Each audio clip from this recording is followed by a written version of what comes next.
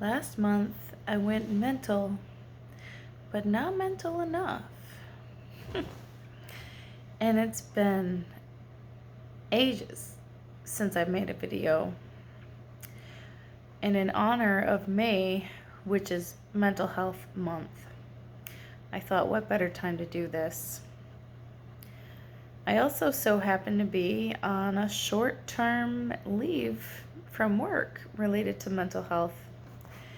And I'm really grateful, so grateful that I have this benefit. So really, what I actually wanted to do was rant about insurance and how messed up it makes things for us in this day and age. Okay, I'm only half joking because I definitely could easily get on a rant about insurance. You don't really want to hear that, do you? Well, let me explain what I mean by not mental enough. You see, I was having a really hard time functioning in my day-to-day life. Like, on one hand, I was actually really high functioning, probably hypomanic or mixed episode, according to depending which doctor wrote the note. I thought I was just burned out.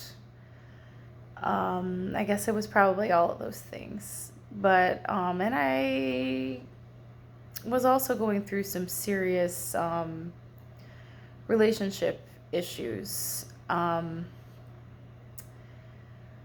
then I was just like emotionally labile is the word they use. Lability, mood lability. I was just moody, mood swings, like cheerful at the drop of a hat, like really tearful to the point where I would just give up and get back into bed. And also sometimes just so angry, sometimes really, really irritable, like overstimulated, like things that normally I could tolerate. Some couple of conversations, people talking at once, and a TV tablet going in the background, and then someone's phone is pinging and a timer's going off, and I'm about to lose my shit. I mean, anybody most likely would feel, a little edgy about that stuff, but sometimes it was even way less than that. Just like a certain noise or amount of commotion, and I would just have to retreat. It was really interfering with my ability to be a mom. That was the thing that really got me to go in. So, anyway, I could go on, like how I called 911 on myself a couple weeks before I checked myself into the hospital. I called 911 on myself because I thought I must be having a stroke. There was just something not right, and I guess I'm grateful I don't have more experience with panic attacks. And if I had, I probably would have known it was just a panic attack. So these things had been mounting. I'm mentally making a side note about, yeah, it's 2022. How many of us have had a lot of things mounting for the last 2 years, and right now it almost feels like it's somewhat safe to let go? Or is it just me? I don't think it's just me. Anyway, no matter. So I checked myself in to a voluntary psychiatric unit. My only experience before 12, 13 years ago had been started at a voluntary place and then went to the involuntary place. So I did not know what to expect, but I did expect that, I would be admitted. And while I was admitted, my lovely, not lovely, although they're getting better, insurance decided that I didn't meet the admission criteria. I guess I wasn't, because I wasn't ready to kill myself or someone else, I wasn't bad off enough. God forbid I should go in for all of the above mentioned reasons. But anyway, I will make a separate video at a different time wherein I discuss the shortcomings of our sick care systems. But I'm in a pretty happy place right now. I just talked to one of my favorite people, and I'm feeling all right. So I'm not going to go down that path because it makes bad vibes. But the point of this, besides just to post something on my practically defunct channel, and I don't mean funk in a good way. I mean funk, like defunct. Dead. It's not dead. I'm not dead, y'all. No, man. I am tenacious. And I am a fighter. And I've been here. I've been really busy. And I've had a lot of other things going on, like comparative suffering, I think they call it, wherein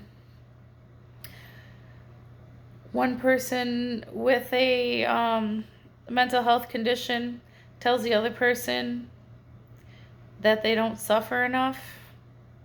Y'all, don't do that to each other. We are all going through our own thing, okay? And even somebody that has had life handed to them on a silver platter, when that silver gets tarnished, oh no, this is not a good metaphor. The point is that I'm not trying to make light of anybody's problems or suffering. Only that you just cannot, unless you can walk a mile in someone else's slippers, you don't know what it's like to be in their head. So don't judge, and don't say, you're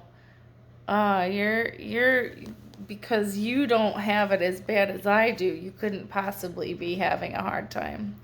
Do you know how much we just beat each other down when we do things like that? And I guess if I had to make a damn point, that would be it. I mean, this is why people end up going to the hospital and saying things they don't actually mean. Some people do that because they know they have to almost make it seem worse so they can get the care they need. That's bullshit. We all have our issues, and if you're strong enough to go, if someone's strong enough to go and try to get help for it, then they should get that care, you know? I mean, yeah. I shouldn't have to wait until I'm ready to kill somebody or myself to go to go to a psych hospital if that's what I need. Well, anyway. That being said, I might be doing a pivot on some of the topics on this channel, so if you like what you've seen, or even if you don't, I appreciate the feedback, and y'all know that helps the YouTube algorithm. Subscribe to it, like it, share it online, comment, what do you think?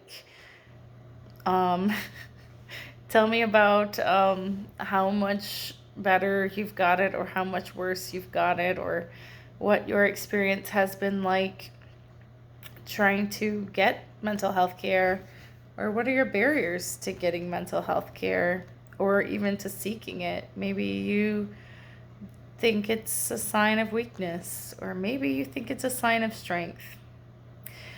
Maybe you think I should get up off the couch. Well, maybe you shouldn't should all over me. All right, remember to take care of yourself before you can be there to take care of anyone else. Trying to follow my own advice. Peace out. Till the next time.